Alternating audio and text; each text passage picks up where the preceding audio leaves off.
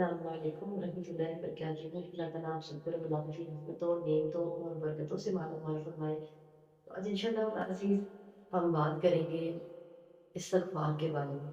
ये एक ऐसी नेकी है जिसके बहुत ज़्यादा हमें दुनियावी और उखरवी फ़ायदे हासिल होते हैं और अंबिया ने इसके बारे में बहुत ज़्यादा फ़ज़ीलत बयान की है।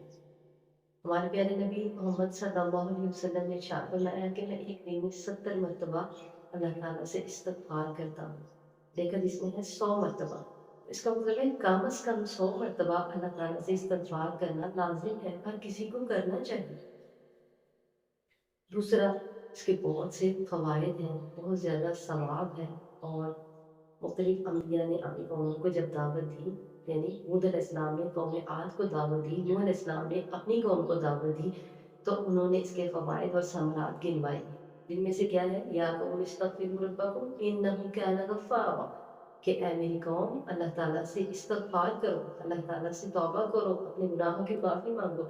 इन्नहु काना गफ़्फ़ारा, बेशक वो बहुत ज़्यादा बख्शने वाला है। तो पता चला कि इसका पहला फ़ायदा हमें ये हासिल होगा कि अल्लाह ताला गुनाहों को माफ़ फरमा देंगे। दूसरा फ़ायदा क्या है, युरसिलिस समा अलैकुम मिदरारा, अल्लाह ताला अपनी रहमत की बारिशें बरसा देंगे। और युमदिदकुम बिअमवालिन, और अल्लाह तुम्हें मालों से मदद और वहाँ से रिज़्क़ अता फरमाएगा जहाँ से तुम्हारे गुमान में भी नहीं होगा। तो ये 3 इसके समरात हमने पढ़े। चौथा क्या है, वयुमदिदकुम बिअमवालिन व बनीन, और जिनके पास बेटे नहीं हैं, जिनकी औलाद नहीं है, अगर वो कसरत से इस्तिग़फ़ार करेंगे तो अल्लाह ताला उनको औलादें भी अता फरमाएँगे इंशाअल्लाह। और ये अल्लाह ताला का वादा है कुरान में कि अल्लाह ताला से इस्तिग़फ़ार करो, अपने गुनाहों की माफ़ी तलब करो, तो अल्लाह ताला युमदिदकुम बिअमवालिन व बनीन, अल्लाह तुम्हें रिज़्क़ अता फरमाएगा, अल्लाह ताला तुम्हें बेटे अता फरमाएगा। और एक जगह पे इरशाद है, वयज़िदकुम कुव्वतन इला कुव्वतिकुम, और अल्लाह तुम्हारी कुव्वत को, ताकत को बढ़ा देगा। इन चीज़ों को लाज़िम पकड़ें, हर वक़्त अल्लाह ताला से इस्तिग़फ़ार करें। और जो भी स्पेशल रमज़ान का महीना है, इस रमज़ान के महीने में बहुत ज़्यादा इस्तिग़फ़ार का एहतमाम करें और फिर इसके समरात देखें।